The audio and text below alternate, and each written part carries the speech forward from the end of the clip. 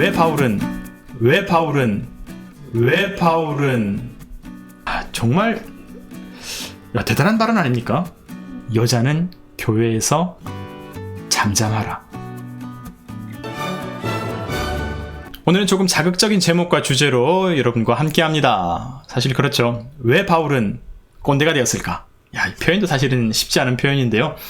사실 바울이라고 한다면 우리 모두가 알다시피 당대의 혁신가로 손꼽기에 부족함이 없는 사람입니다. 하지만 그가 오늘 모두가 정말 깜짝 놀랄 만큼의 그 예상치 못한 발언을 하고 있습니다. 여러분 제목만 보셨을 때 어떤 마음, 또 어떤 반응, 어떤 느낌을 받으셨어요? 그래요. 이게 무슨 소린가? 당황스러울 수도 있을 것 같은데요.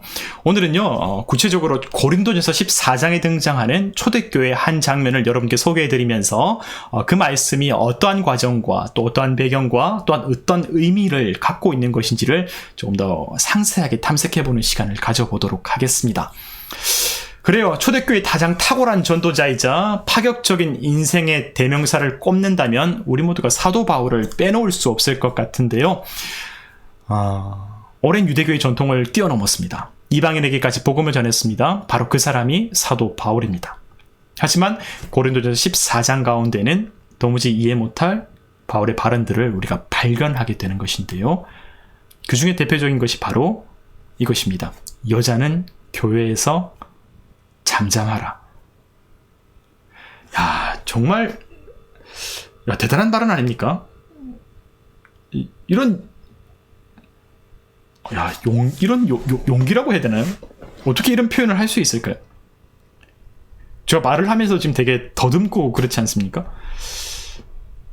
여러분 만약 21세기 오늘날에 많은 어떤 성도들에게 또 많은 신앙인들에게 영향력 있는 한 대형 교회의 목회자가 이런 발언을 만약 설교 가운데 했다면, 혹은 그의 저서 가운데 이런 글을 남겼다면 진짜 어떻게 되었을까요? 그냥 쉽게 생각해 보아도요, 아마 신문에 대서특필되고 온라인 커뮤니티 같은 곳에서는 진짜 박제되어서 난리가 나지 않았을까 생각합니다. 망언을 일삼는 목사, 이 사회에서 그렇죠, 꼰모다, 꼰대다 이러면서 아마 블랙리스트의 최상단에 올라가지 않을까, 정말 그런 생각까지 해보는 것이죠. 여러분, 이 충격 발언, 과연 바울은 어떤 현실을 살아갔기에, 또 어떤 의식을 갖고 있었고, 또 어떤 의도를 갖고 있었기에 이런 발언을 하게 되었을지, 우리가 이 고린도 교회의 목회 현장을 오늘 한번 찾아가 보려고 합니다. 그리고 그 고린도 교회의 미래는 어떻게 될 것인지, 이 문제의 발언을 한번 제대로 살펴보면 어떨까 생각하는데요. 함께 말씀을 읽을 겁니다. 어떻게 할 거냐면요, 오해 소재를 방지하기 위해서 그냥 딱 한 부분만 잘라서 읽기보다는 조금 앞뒤 문장을 함께 읽어보도록 할게요. 오늘 읽을 말씀은 고린도 전서 14장 31절에서 40절의 말씀입니다. 그러면 말씀 가운데로 향하도록 하겠습니다. 네, 말씀을 읽어볼게요. 함께 읽어보시면 좋을 것 같습니다. 너희는 다 모든 사람으로 배우게 하고 모든 사람으로 권면을 받게 하기 위하여 하나씩 하나씩 예언할 수 있느니라. 예언하는 자들의 영은 예언하는 자들에게 제재를 받나니 하나님은 무질서의 하나님이 아니시오 오직 화평의 하나님이시라. 모든 성도가 교회에서 함과 같이 여자는 교회에서 잠잠하라. 그들에게는 말하는 것을 허락함이 없나니 율법에 이른 것 같이 오직 복종할 것이요. 만일 무엇을 배우려거든 집에서 자기 남편에게 물을 지니 여자가 교회에서 말하는 것은 부끄러운 것이라.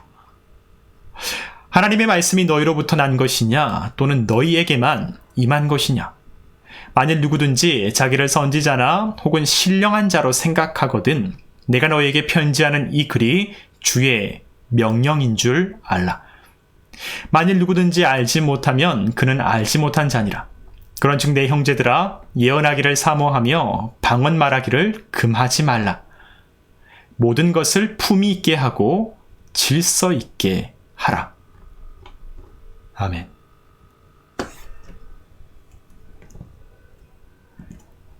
여러분 어떠십니까? 이것이 오늘 사도 바울이 단순히 고린도전서 14장 34절 여자는 교회에서 잠잠하라, 이 한 구절만을 얘기한 것이 아니고요, 함께 전반적인 어떤 분위기, 전반적인 어떤 내용들, 또 연관되어 있는 어떤 메시지들이 함께 있다는 것을 우리가 발견하게 됩니다. 여러분, 기본적으로 여성에 대한 언급만 나와 있는 것이 아니고요, 예언과 방언과 같은 요소들이 함께 엮여져 있었죠. 그리고 또 한편으로는 생각보다 수위도 셉니다. 수위가 상당했어요. 33절 한번 볼까요? 33절 말씀을 보면요, 이런 표현이 나와 있습니다. 하나님은 무질서의 하나님이 아니시오 오직 화평의 하나님이시니라. 그러니까 이것이 근거가 되는 것이죠. 그러면서 여자는 교회에서 잠잠하라 라고 얘기합니다. 야, 이거 사실은 그냥 우리가 들었을 때보다 훨씬 더 강력하고 훨씬 더, 어떻게 표현할까요? 야, 이거는 그냥 근거를 마치 하나님을 근거로 해서 얘기하는 것처럼, 그러니까 상당히 어떤 압도적인 권위, 압도적인 어조, 그렇게 이제 상대방에게 자신의 의사를 표현하고 있는 것이라고 우리가 느낄 수 있는 거죠. 거기다 덧붙여서 여성들에게는 말하는 것을 허락함이 없다고 말하면서 율법에 이른 것 같이 오직 복종할 것이라고 얘기합니다. 여러분, 이 구절 어떻게 생각하십니까? 말씀 가운데 보면요, 34절 그리고 35절 하나하나 보시면요, 대단하죠. 자기 남편에게 물을 지니 여자가 교회에서 말하는 것은 부끄러운 것이라 라는 표현까지 나와 있습니다. 야, 34절에는 율법에 이른 것 같이 오직 복종할 것이요. 그러니까 근거를 율법을 가지고 오기도 한 것이죠.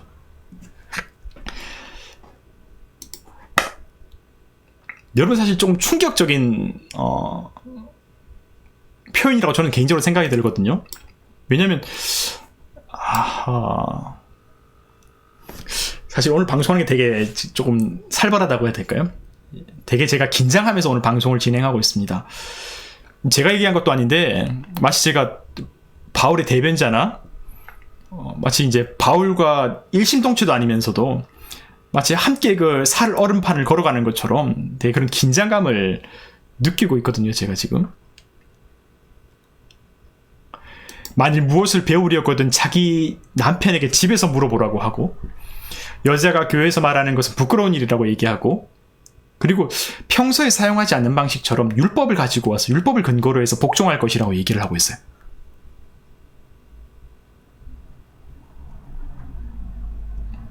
여러분, 우리 중에 혹시 성경을 어떤 방식으로 읽고 또 이해하면서 신앙생활을 하고 계시는지 제가 다 세세하게 파악하지는 못했는데요. 여러분 어떠십니까? 우리 가운데에서 말씀의 한 글자 한 글자, 한 구절 한 구절을 마치 절대적으로 이해하고 이것이 하나도 틀림이 없고 틀려서는 안 된다라고 생각하신다면, 과연 지금 우리가 읽었던 이 말씀을 어떻게 받아들이고 적용할지 저는 조금 우려가 들기도 합니다. 왜냐하면 오늘날의 교회 현장을 살펴보게 되면 사실 가까운 예로 요즘의 여자 청년들, 여러분 그리고 교회 안에 어떤 여성 지도자들, 그 발언권이나 영향력이 어마어마하죠. 사실 요즘의 남성들 못지않게가 아니라 남성들보다 훨씬 더 적극적이고 더 많은 영향력을 주고 있는 것이 교회 안의 여성이라고 얘기해도 무방할 정도의 어떤 그런 실제적인 현장의 모습을 우리가 다 보고 있지 않을까 생각하는데요. 실제로 뭐 진짜 여성 목회자라든지 교회 안의 권사회라든지 크고 작은 여성 지도자들을 비롯해서 진짜 이 사회 가운데 이 저변에 흐르고 있는 이 여성에 대한 인식과 또 실제로 존재하는 수많은 여성들의 모습들을 우리가 보게 되면 이 말씀 정말 어떻게 우리가 받아들여야 될까 하는 생각을 하게 됩니다. 댓글을 통해서 여러 가지 말씀을 주시네요. 새로운 분도 계신데 반갑습니다. 잠깐 제가 참고로 말씀을 드리면요, 제가 16년 전에 처음 사역을 시작했었는데요, 그때 처음 사역을 시작했을 때가 개척교회였는데 그때 그 교회를 개척했었던 3년차 담임 목사님이 어떤 분이셨냐면 여자 목사님이셨습니다. 그러니까 저는 처음 담임 목사님을, 제가 사역을 시작했던 처음 목사님을 여성 목사님으로부터 이제 사역을 지도받았고, 그러면서 성장하게 되었던 거죠. 그리고 제가 제가 섬겼었던 지금 말고 이전의 교회의 청년회장은 2명이나 자매들이었었고요. 지금 저와 함께 살고 있는 제 아내도 신학대학교 신대원에서 함께 공부를 했었던 전도사 출신입니다. 그러니까 저도 지금 얼마나 긴장하고 있는지 여러분 이 느낌이 조금 전달되시나요? 자, 그런데 이것이 끝이 아닙니다. 이것이 끝이 아닙니다. 바울의 입장을 사실 고린도전서의 말씀을 조금 세세하게 살펴보게 되면 훨씬 더 이거는 진짜 어떻게 우리가 이해해야 되는 것일까? 라고 조금 고민할 만큼 더한 내용들을 발견할 수 있게 돼요. 그 말씀도 한번 살펴볼게요. 기왕 시작했으니까.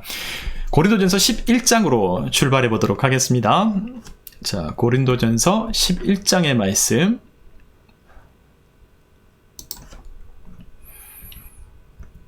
자, 고린도전서 11장의 말씀입니다.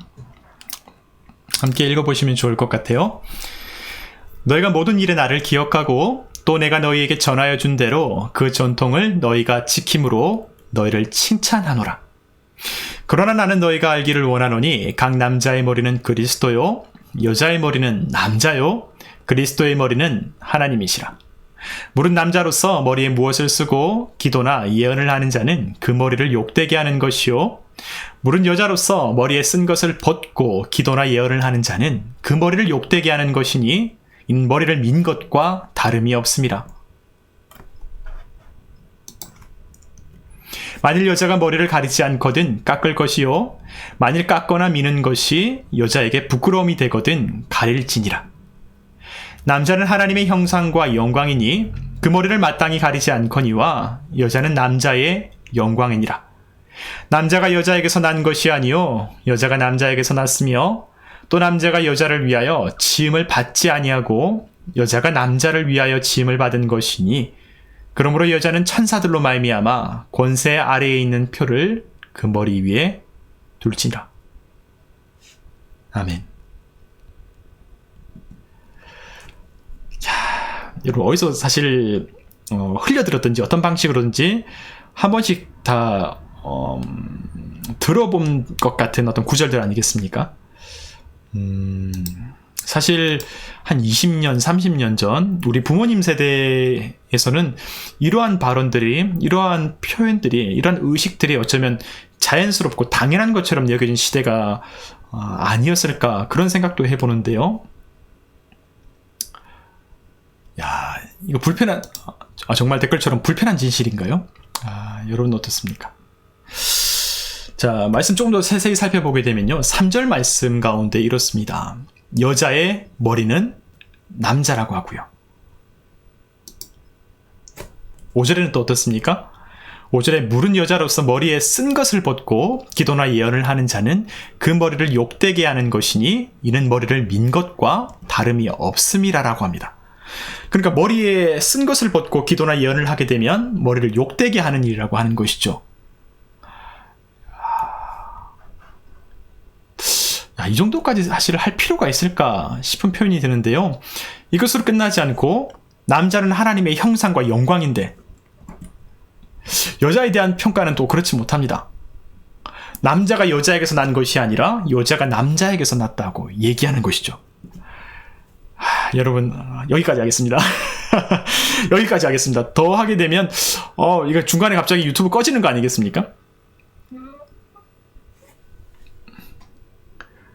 오늘 방송 중간에 막 정말 이거 괜찮은 걸까 싶을 정도로 저도 지금 긴장되는데 분명히 우리 가운데 여러 가지의 어떤 당혹스러움과 또 여러 가지 추측들도 지금 계속 나오는 것 같아요. 그럼 잠깐 지금 댓글 한번 살펴보도록 할게요. 어떤 말씀들을 많이 하고 계신지 댓글도 한번 보겠습니다. 뉴피스도 보이네요. 반갑습니다, 황명님. 네, 피피님. 네, 너무 반갑습니다. 네네, 바울답지 않습니다. 그런 말씀도 주셨네요. 고린도 교회의 여자 성도들이 뭐 큰 문제라도 일으켰는지, 여자는 잠잠하라는 고린도 교회만 적용되는 것인지, 되게 그래도 피비님께서 이 지금 상황을 그냥 단순히 감정적으로 받아들이지 않으시고 이 부분에 대한 어떤 연유들을 파악해 가려는 어떤 의식들, 그런 노력들을 해가고 계신 것을 댓글을 통해서 발견하게 됐죠. 성경을 읽을 때 참 귀한 어떤 의식의 흐름이라고 할까요? 귀한 자세가 아닐까 생각합니다. 여러분, 그래요. 우리가 말씀을 읽을 때에 어떤 그 과정에 대해서 스스로 단순히 그냥 상상해보는 것도 좋지만, 하지만 그 말씀에 대해서 조금 더 구체적으로 어떠한 연유, 어떠한 근거, 어떠한 배경이 있을까를 구체적으로 하나씩 더듬어가 보는 과정이 말씀의 실체를 제대로 파악하게 되는 좋은 과정이 아닐까, 그렇게 생각해 봅니다. 네, 감사합니다. 네, 크리스탈유님, 그 당시 고린도 교회의 예언과 방언과 관련된 문제들이 있었고, 그 문제, 그 주제가, 그 문제의 주체가 여성들이었지 않았을까요? 라는 댓글을 주셨네요. 되게, 아마 크리스탈유님은 신학 공부를 했기 때문에, 아마 그리고 말씀을 읽었던 어떤 그 배경들이 있었기 때문에, 지금 고린도전서의 주제가 계속해서 예언과 방언에 관한 문제로 교회의 어떤 분열이라고 한다든지 어떤 그런 배경에 대한 어떤 지식이 있었기 때문에 어떤 그런 부분과 연관되어 있는 방식 속에서 오늘의 어떤 여성에 관한 이 바울의 발언들을 함께 생각해보는 그런 사고가 형성되어 있지 않은가 생각해 봅니다. 네, 그런 부분도 앞으로 한번 찾아보도록 할게요. 시시님, 불편한 진실인가요? 아까 제가 봤던 게 이거군요. 그렇죠. 되게 그래. 어찌됐든 간에 그럼에도 불구하고 성경 가운데 기록되어 있던 것이죠. 우리는 이 말씀을 어떤 흘러가는 말로 받아들이는 것이 아니고요. 그래도 한 구절 한 구절을 상당히 주의 깊게 이 메시지를 함께 깊이 생각하면서 하나님의 말씀을 우리는 받아들이지 않습니까? 그러면 이 말씀을 한편으로는 불편하기도 하고, 그럼 이 말씀을 어떠한 측면에서 단순한 사실이 아니라 하나님의 진실로 받아들일 수 있을까를 고민하게 되는 것이겠죠. 네, 황명님, 뭔가 성당의 미사포나 이슬람의 히잡이 떠오르네요. 네, 그렇습니다. 일종의 그렇죠. 성당의 미사포를 떠올리면 되게, 이미지가 연상이 잘 될 것 같습니다. 왜냐하면, 고대 로마 사회 가운데 여성이 가지고 있었던, 복장 가운데에서 머리를 올린다든지, 아니면 이 머리에 어떤 면사포 같은, 어떤 그 얼굴을 어느 정도 가릴 수 있는 머리를 가릴 수 있는 그런 이제 이미지를 생각하게 되면 좋지 않을까 생각해 봅니다. 네, 또 댓글이 있네요. 질서에 대해서 말씀하시는 것 같은데 요즘 시대에는 이 구절이 불편하게 들릴 수 있을 것 같아요. 네, 저도 동의합니다. 물론 우리가 가지고 있는 특성이라고 하는 것이 너무나 우리 개인 중심, 어떤 사람 중심, 그리고 개인의 자유와 어떤 스스로의 어떤 선택을 권장하는 이런 사회이지 않습니까? 그리고 남에게 피해만 주지 않는다면 최대한 불편함을 없이 자유를 권장하는 사회가 오늘날의 사회이기 때문에 이 말씀의 내용을 좀 더 구체적으로 세밀하게, 그리고 우리가 제대로 소화되지 않는다면 참 많은 분들이 이 말씀을 되게 불편하게 느낄 수도 있을 것 같습니다. 저도 그래서 되게 조심스럽게 진지하고 또 신중하게 접근하고 있고요. 그래서 저뿐만이 아니라 많은 분들이 성경을 읽을 때, 그리고 말씀을 전할 때 이 구절 가운데에서 상당히 조금 조심스러움을 느끼지 않을까, 그런 생각을 해보게 되는 거죠. 자, 그렇습니다. 여러분 댓글을 통해서 말씀해 주신 것처럼 요즘 우리 사회에서 이 남성과 여성에 대한 문제, 젠더 감수성이라고 할까요? 되게 민감한 주제로 자리 잡고 있는데 그런 우리에게 이 발언은 상당히 심각하게 또 불편함을 야기할 수 있는 그런 발언으로 다가오고 있습니다.